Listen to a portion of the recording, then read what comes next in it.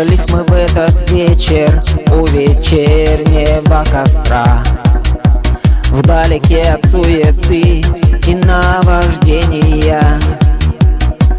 Посидеть и помечтать